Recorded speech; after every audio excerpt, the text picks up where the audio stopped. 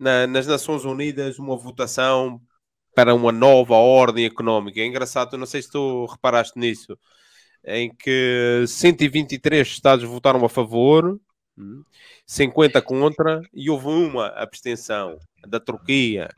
Porque a Turquia está no fiel da balança, tem ali uma posição geográfica que é bastante sui generis, porque é realmente uma ponte. Eu falo uma coisa, Ricardo Nuno, vamos falar a verdade aqui sem ataque pessoal. É turco sendo turco, sempre foram turcos. Então, não quero esperar coisa melhor deles, não.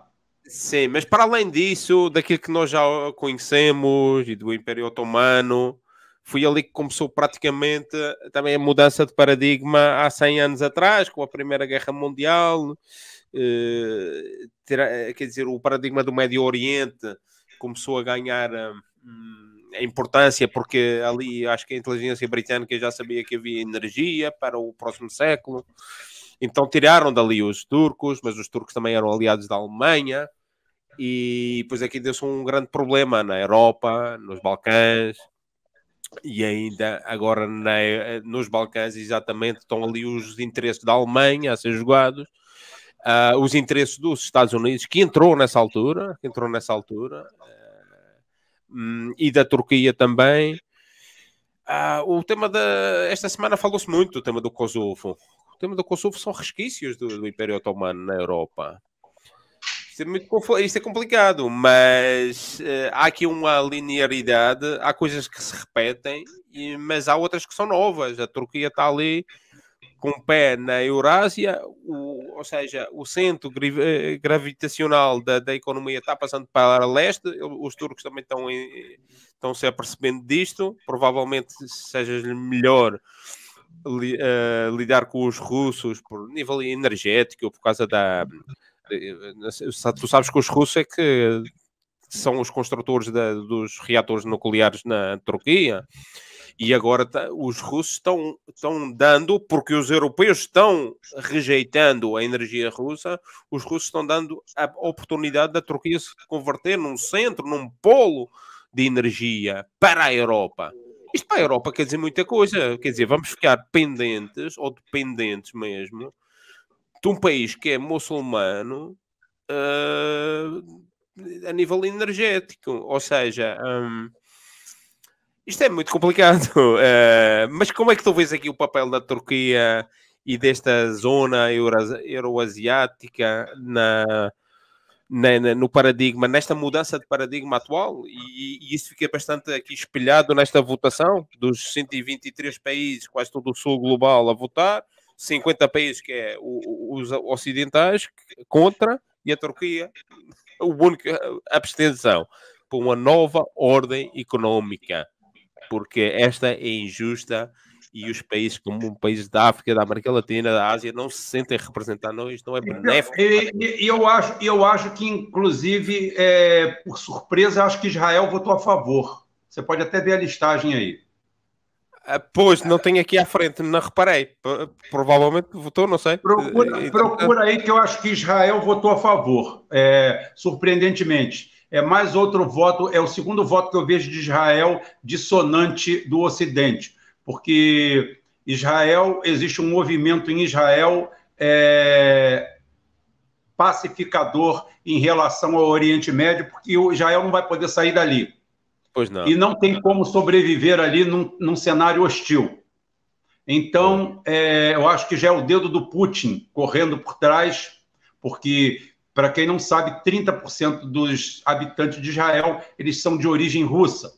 Então, muitas vezes, pergunta-se por que a Rússia não retalia Israel em alguma coisa, é porque tem muito russo lá. E eles consideram russos, então é aquela situação. Os turcos são comerciantes natos, é o DNA deles. Né? É o DNA deles. Foram mascates a vida inteira. Foram mascates e mercadores a vida inteira. A história do Império Otomano nasce exatamente dentro de um bazar. Né? É ali. O Oman lá, ele nasce dentro de um bazar. Aquilo ali é a base deles. Então é o seguinte, o que acontece? Um povo mercador... Desculpa só que aqui o Filipe Ribeiro, que é nosso amigo, diz que Israel votou com os americanos contra a nova ordem. Pronto. Então tá bom. Fez essa cagada. Mas continua então. Então tá bom, ótimo. É bom que sempre tem gente informada. Tá? Porque teve outros temas aí que Israel votou contra. Tá? Então é o seguinte, o que acontece? Primeiro que um turco cheira um bom negócio à distância. E aí o cara chega e me coloca um hub de negócios aonde vai orbitar exatamente o velho continente inteiro na mão de alguém. E a Turquia está ali como pivô da história toda.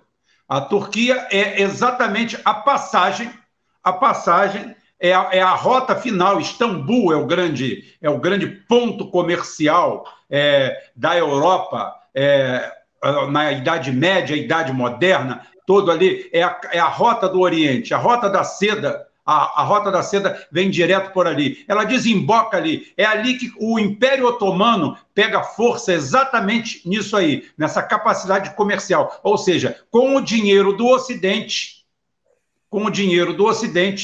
a Turquia consegue bancar o grande Império Otomano, que pega o norte da África todo, vai até Marrocos, vai até do outro lado, pega aquela faixa todinha. Esse era o grande Império Otomano, que é dissolvido na Segunda Guerra Mundial.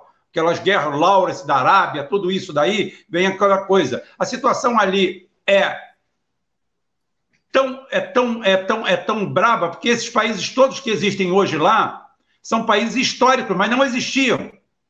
Israel bíblico não é Israel que está lá. As pessoas confundem uma coisa com outra, mas Israel, Síria, Jordânia, isso tudo era Império Otomano. Isso tudo era Império Otomano. Isso daí foi... Então é o seguinte, eles estão ali no eixo do mundo. Sai de uma hora para outra. Primeiro, o Ocidente, por puro racismo, não aceitam os turcos, tá? Não aceitam os turcos dentro da comunidade europeia. Aceitam como aliado para brigar. Aceitam eles como membro da OTAN, que estrategicamente é muito interessante. Mas não aceitam como do mercado comum europeu. Turco é turco. Deixa lá. São muçulmanos, eu não quero nada com essa gente. Não quero nada com essa gente. A mesma coisa em relação aos eslavos. Eles são segregários em relação aos eslavos e em relação aos turcos otomanos, os turcomanos, todos eles. Então, o que acontece? Cria uma barreira ali. Então, não tenha dúvida que a Turquia, a hora que tiver a chance de tirar o couro do Ocidente e se desforrar, vai fazer com vontade e com prazer. Apesar de não serem, assim, nenhum exemplo de, vamos dizer, de serem leais e confiáveis, tá? A necessidade faz com que eles sejam mais aliados naturais hoje da Rússia, tá?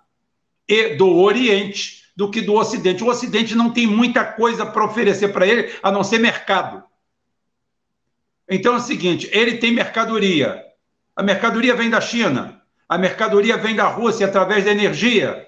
Não tem problema. O que ele tem do Ocidente? O mercado. O mercado é quem está do outro lado do balcão. É o cliente. Então, eles vão tratar a Europa como cliente, sim, e vão crescer de volta, vão crescer bastante, exatamente em cima da necessidade europeia e daquilo que a gente falou fora do ar. A extrema burrice das políticas ou da geopolítica desses países que são geridos por pessoas que parecem que têm que provar num teste que não tem 70 pontos de QI, porque se tiver 80 é cortado. E quando você vê as análises políticas, quando você vê o posicionamento dos chefes de Estado europeu, você fala assim, é o que eu sempre falo assim, gente, é tanta burrice que só pode ser estratégia. Mas não é. Você vai e descobre que é burrice mesmo.